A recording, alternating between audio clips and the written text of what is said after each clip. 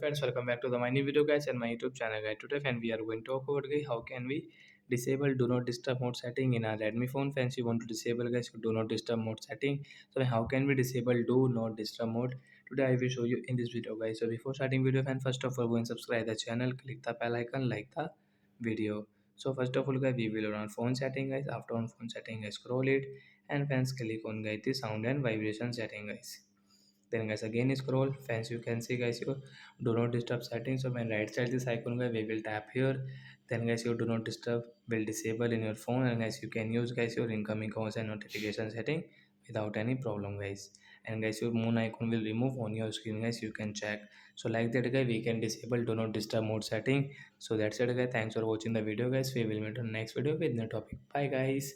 And friends, do even doubt related to guys your do not disturb setting and guys sound and vibration setting guys, you can ask me in comment section. I will check, I will help you. Bye bye guys.